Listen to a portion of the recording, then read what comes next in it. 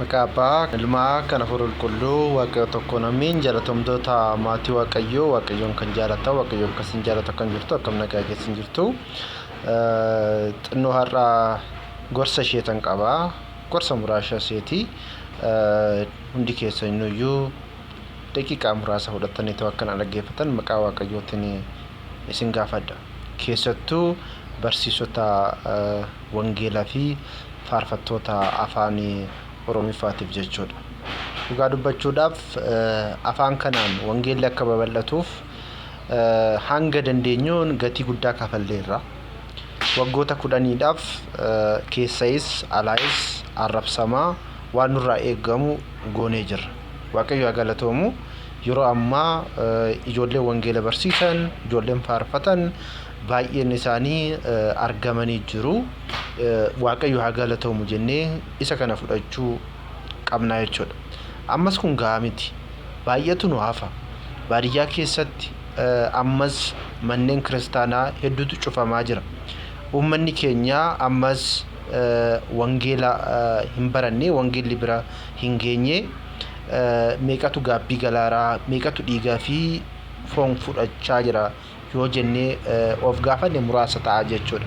Ammas baay'eetu naaf garuu amma wanti immoo hudhaamti ta'aa jiru tokkotu jira. Wanti hudhaamti ta'aa wangeelli akka hin babal'anneef wangeelli uummata bira akka hin geenyeef ofuma keenya jechuudha wal cabsaa wal arrabsaa deemaa jirruuf immoo sababa guddaa kan nutti ta'aa jiru waa'ee aadaa fi amantaati. Yaa ijoolleen ortodoksiidha. Nuti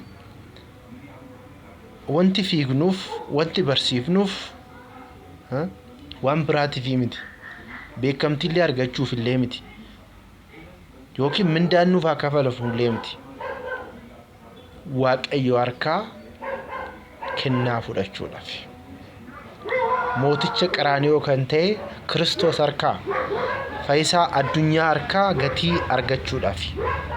Inni barsiisullee inni faarfatullee hundi isaa kennaa Waaqayyoon isaa kenneen namni hojjetu hundi isaatuyyuu Waaqayyo harkaa kennaa fudhachuudha.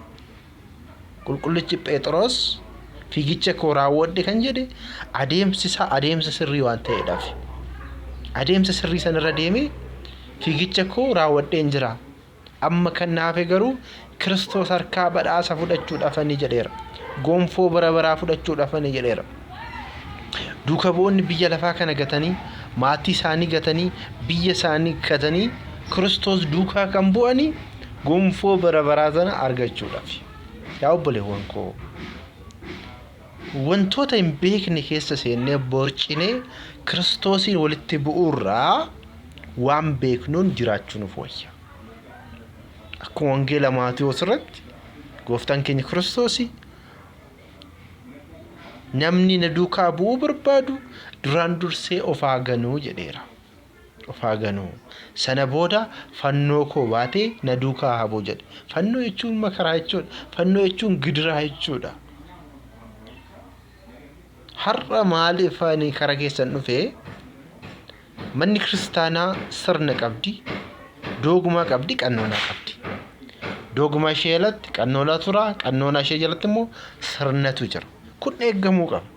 Kuni cabe taanaan boru hunda keenyaaf rakkisaa ta'a.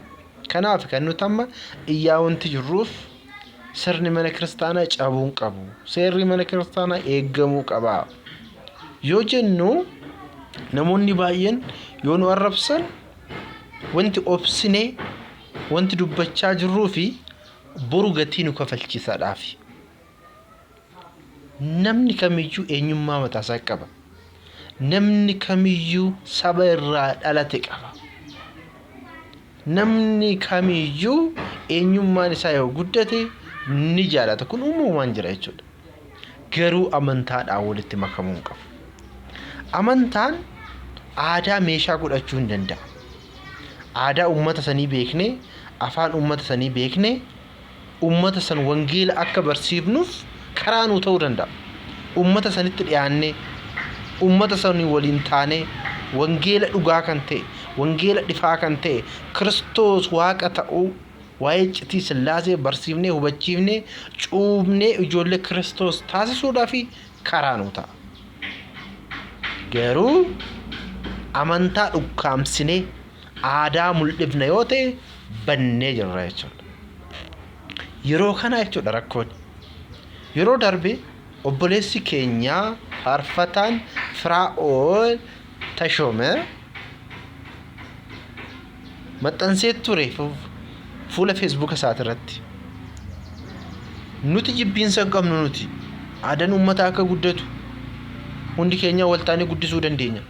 Garuu dhimmi amantaa waa'ee aadaa guddisuuti miti.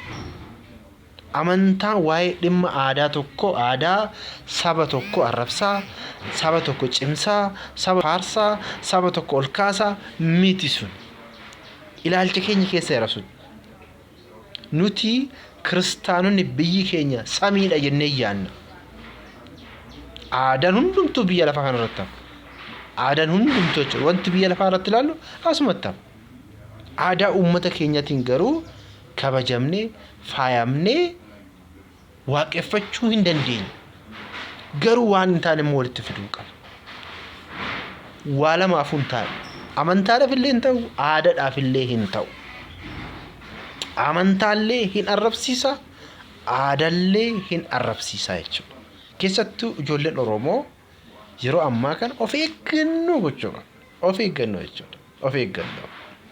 Akkuma biyyaatti rakkoon jiru kun rakkoon kun rakkoo boruu gatii nu kaffalchiisu akka hin taane. Kanaaf har'a fuula keessanitti ifatti wanti hin dubbachuu barbaadeef kanaan. Ani jibbiinsa saba kamiyyuu hin qabu. Yoo xiqqaate saba gara 10 ol wajjin jiraadheen jira. Wajjin nyaadheen jira. Saba kamiyyuu wajjin jibbiinsa hin qabu. Eenyummaa kootitti illee guyyaa tokko eenyummaa kooti saalfadhees hin beeku. Amantaa kootti illee saalfadhee hin beeku. Namoonni garuu afaanidhaaf osoo eenyummaa osiituyyuu hin barin ofuma eenyummaa isaaniituyyuu hin beekin waliin dha'uu warroonni barbaadan baay'eetu jira. Fakkeenyaaf akka aadaa Oromootitti bokkuu eenyutu qabata? Maa waliin dhoofna? Bokkuun sirna qaba. Sirna gadaa keessatti nama qabatutu jira.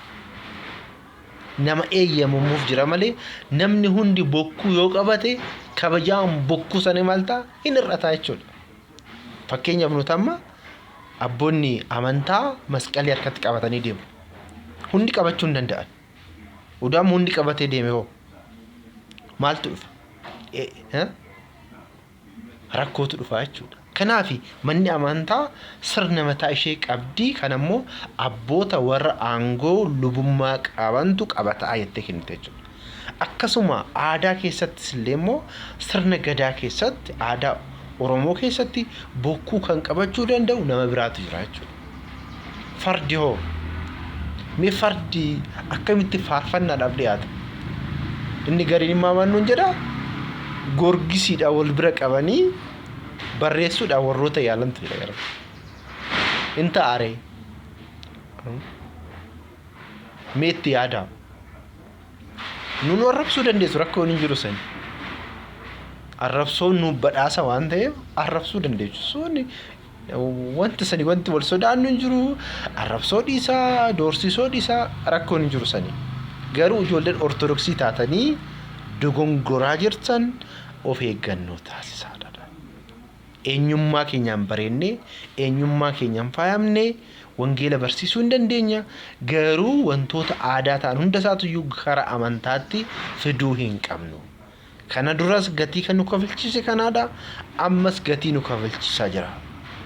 Wangeelli akka lafa hin qabamne gatii nu kafalchiisaa jira. Manni kiristaanaa uummataan akka walitti buutu taasisaa jira. Kanaafuu waan akkanaatirraa haa fagaannu. Uffanni manni kiristaanaa uffata Israa'elii jedhee dubbateera. Eenyu wannoo? Faarfataan Firaa'ol. Akkamitti ka Israa'el ta'e? Faarfataan Firaa'ol Tashoomeen siniin jedhe. Akkamitti ka Israa'el ta'e? Uffanni manni kiristaanaa qabu ka Israa'elii? Eshi naxalaan ka Israa'elii? Achi dhufee? Kanaafuu yaa obboloota koo itti yaadnee waa'ee amantaa keenyaa haa beeknu akka waliin